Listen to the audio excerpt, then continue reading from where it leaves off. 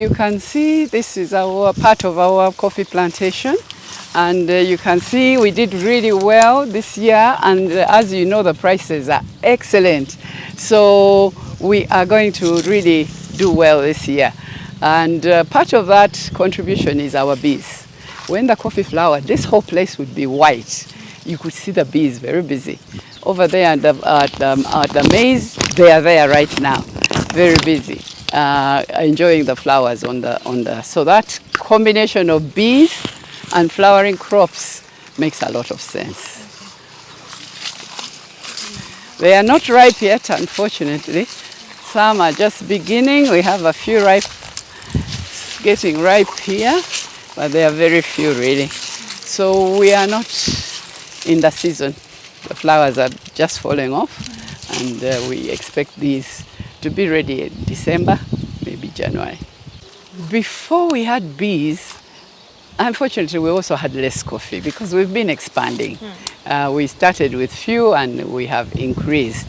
But also the other thing is the manure we are using now. We were using chicken manure when we had chicken, and it was not doing that well. Now with NPK, the coffee is actually looking much better as well. So the combination of more bees, but also better manure that we are using now and also we're expanding. Every year we're increasing the acreage. We have a nursery, we have a mother garden. So we have our own seedlings certified by UCDA, which we sell. We sell to communities. If you need seedlings, come and pick them from Zuri. But also we are increasing our own acreage of coffee. All right. So, Doctor, when you look at how far we've come as Uganda when it comes to the coffee sector, I know we are celebrating 62 years, and coffee is one of those part of the crops, cash crops we've been had for so long. Talk about that, how far we've come, and how maybe research institutes have helped coffee farmers to make sure that you break even. We have come a long way. My grandfather, for example, grew coffee many years ago. He was an Englishman came in the army, and he grew coffee in Masaka. So from that stage to where we are now, we have a lot of research ongoing at Naro and Nakri, and they are able to advise us on which one grows best. So the one that my grandfather used to grow actually has been phased out, and we have new types. We have them in the mother garden. They're about 12 at the moment. Some get phased out and we get new ones. Quality that has more roots. They are spread out and it is able to, retain water better, but it's also resistant to disease. And then you have all this variety, 12 types that you are planting. It makes a big difference, and that's why we are having all this amount of coffee. We've also looked at value addition. We used to dry coffee in the sun. Now we have a wet processor, so we are able to wet process the coffee, and it gets a better price because it is much better. It tastes better, it has a better smell, and that's the coffee we are selling now. So when it comes also to competitiveness on the global scale, coffee, 60 years ago and where we are, for you as a coffee farmer, what have you observed over the years? I haven't been a coffee farmer all the years, but since I started, we have seen our market grow. We have seen our quality improve. We have seen our coffee come on demand. People, European Union, China, India, they want our coffee. Even the Arab states, they want our coffee because it's very good quality. It's good quality because, first of all, God gave us beautiful land, gave us good rainfall. So it's easier to grow coffee in Uganda than it is in many other countries. Secondly, we also have Arabica. In the highlands, we grow Arabica, which is slightly different, but is preferred by some people. So we have that as well. Uganda, we have both Robusta and Arabica. So we are doing well, and we will do even better since this drive. The drive is by everybody, actually. We have President Museveni saying grow coffee. We have the Kabaka saying grow coffee. The Katikiro is the best one at saying grow coffee to all of us. So the amount is going to increase. Our challenge, Ugandans don't drink coffee. Big challenge. Ethiopia grows a lot of coffee, but they drink half of it. We grow a lot of coffee, we have to export 100% almost. So we are hoping and praying that the Gen Z will at least drink coffee, whereas we, the parents, did not drink coffee. Away from that challenge, what other challenges are you facing as coffee farmers?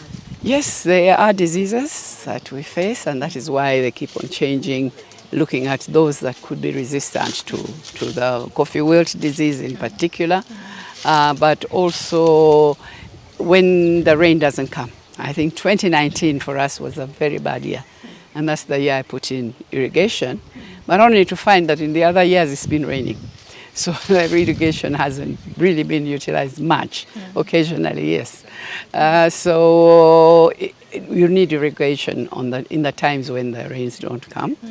And then in this place we have not planted it with matoke, but planting it together with matoke makes a lot of sense.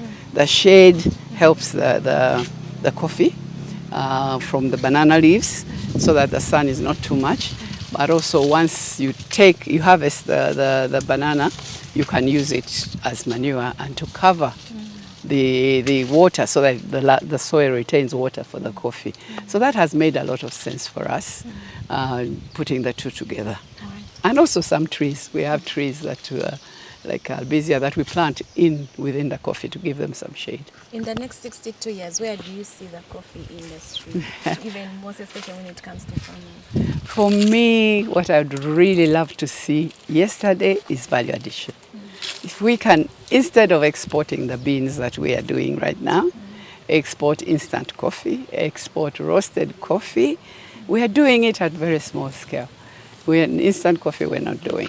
So if we could be able to do that, then the price will be huge for Uganda as a whole. Yeah, that would be our dream as coffee growers.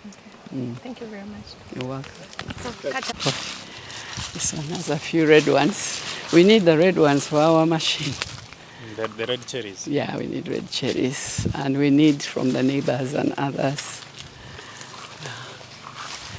Yeah, this time the season has been good. Rolling. 3, 2, 1, on air. hello, please introduce yourself to the viewers. Yes, hello viewers of NBS TV. My name is Fred Blake, Finance and Administration Manager, Zuri Model Farm. Yeah, the farm is located in Gamba Wakiso district.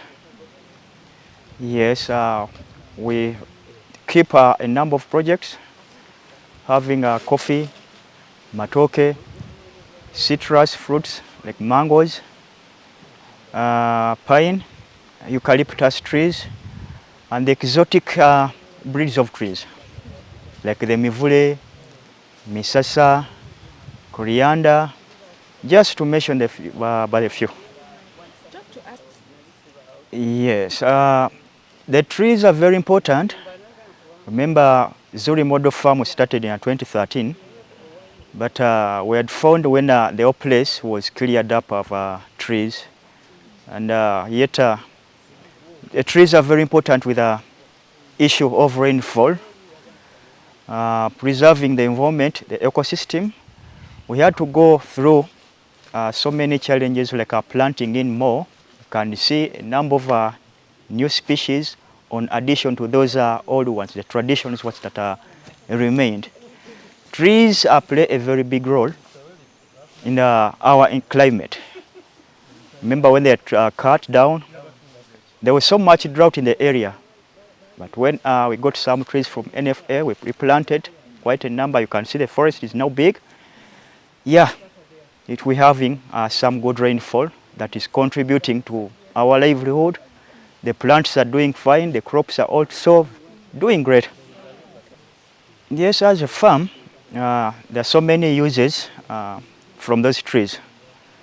You might need some structures and you need the wood, the timber, the bleaches, and etc. to put up some structures. For example, for the beekeeping, we construct some tabular stands where we put our hives.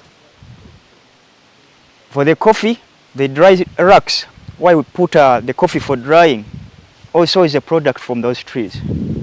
Trees also, medicinal people go there to get the barks of the trees to get some remedies for cough and so many other diseases. And some are even good for fruits. There's some wild fruits that we got around. There's that jackfruit from the forest up there, mangoes from there. So many things. It's a good place to live in. The weather is good, the fresh air, the breeze is awesome. Yes, like we know, trees are playing a very big role regarding the rainfall formation. So whenever people cut down the trees, of course the end result is going to be drought. People, when they start slowly by slowly and nothing is done, like to prohibit them or to do so replanting, our children in the future are going to suffer with the climate challenge. When they're having no rainfall, that plays a very big role in making our food grow where we derive our livelihood. So what is your... Yes, we encouraged people to do more planting, the fruits as well, not only the indigenous or exotic trees, the fruits as well. Fruits do play a very big role in ourselves, vitamins and etc. So, when you cut down a tree, endeavor to plant at least 3 or 5 more. Trees are very important to us.